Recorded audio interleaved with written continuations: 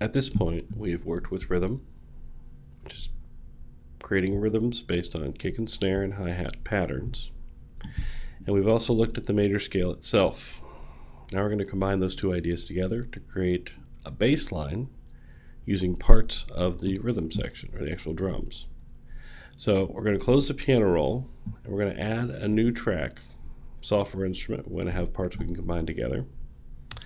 And we're going to create a region. Now within the region, we're going to create the notes we need. We're going to start from middle C, which is C4, go all the way up to C5. So grab the pencil tool. I'm going to stretch out for one note from C. A whole step up from C gives me D. Whole step up from D gives me E. Half step from E gives me F. Whole step up from F is G. Whole step up from G is A. Whole step up from A is B. And then a half step from there to complete the cycle is another C again. It goes on and repeats from here. Now at this point, we just have the two pieces. And it's just going to play through all these notes. It's going to sound a little bit of a mess, but let's hear what it sounds like anyway. A mess.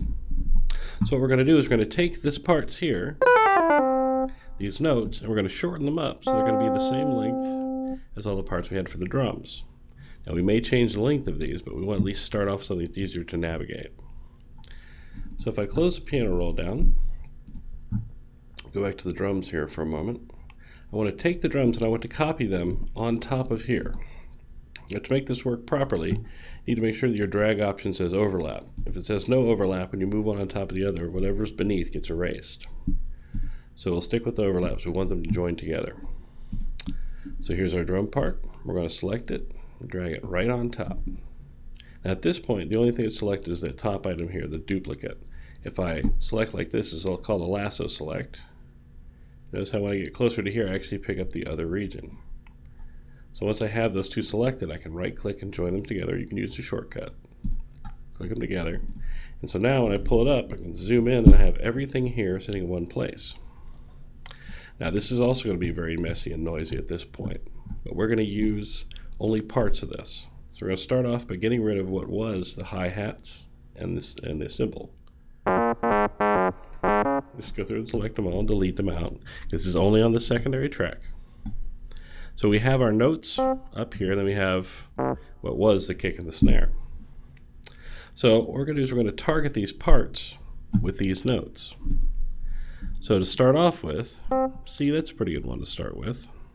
What I'll do is, to make it a little easier to tell them apart, I'm going to move it in the octave in between. So we're up at C4 here. C between C3 and B3 is all wide open. And the drums start off here between C2 to B2. So I'm going to move them and copy them down here and tie them to their nearest note, or to the beat. So here's a C, I'm option dragging this. Down to C, same note, right? Here we have the of 1. So we could go through and see what the notes sound like. No. Not bad. That's not too bad. So that's 5. That's the 5th. That's G. So I'm going to take the G and I'm going to move it down to here, which is in the same location as this. And now our first two notes are in play. Our third note, this guy right here, would be the 2. So we'll complete the cycle. Root to the 5th. We'll just put the octave above. Goes here to start with. We'll just move it down. I'll use that command we talked about before. Shift option and arrow down.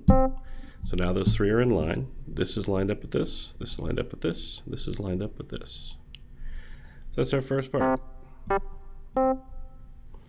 Now let's go through, since we kind of climbed upwards with these first three, how about we come back downwards with these three. This is the and of 3, then we have 4, then we have a.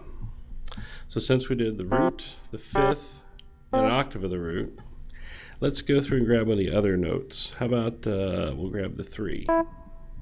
So C, D, and E, that's the third note in the key of C. And I'm going to option drag this over. And I'm going to line it up. So it's now lined up with that particular note and move it down an octave. So it's a little closer together to what we're looking for. So let's see when. Could actually come up a little bit. So we'll come back up to the F, which is this one right here. We'll move that to the 4. Octave down. And then the last bit here, let's go through. We only got one more note we haven't used in between this range, which would be the D. So we'll take a copy of the D over. We'll have that take place right there, lined up with that note. So at this point, we at least have a part for the first measure. We're not going to concern ourselves with the others just yet. I'll let you guys play with that a little bit more as you go along. But I'll get rid of these notes. This is just our map. And if I get rid of all the drums, what was the kick and the snare, this part should now align perfectly with the first measure.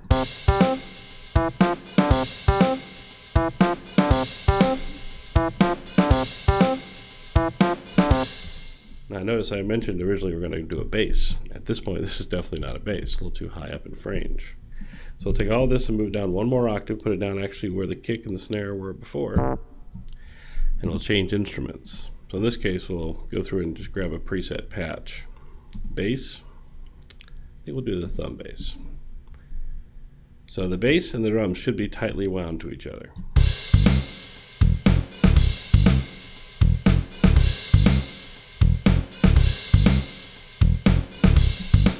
At this point, we only put hits, or at least bass parts, in line with what was happening with the kick and the snare. We can put parts in between, give it a little more chance to move around. In this case, I know the white, or the light colored ones, are the ones that are going to be the key, those in key. So I'm going to go through and I'm going to fill in some of these spaces. So let's see, the first note here, let's go a little above. Go to the A. Go to the B, so it's going to go C, A, B, G, C.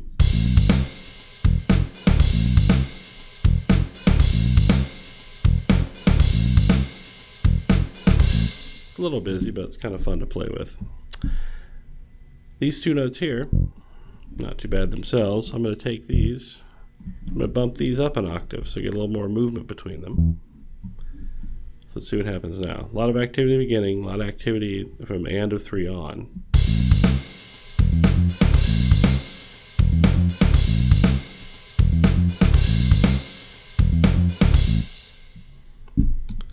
But all we did was take the notes that were in the scale to start off with and choose places where they can actually play back. We use the kick and the snare as our target locations. So this is how you can take a bass line and basically extract it from a drum part. All you have to choose more than anything else is what scale you want to work with.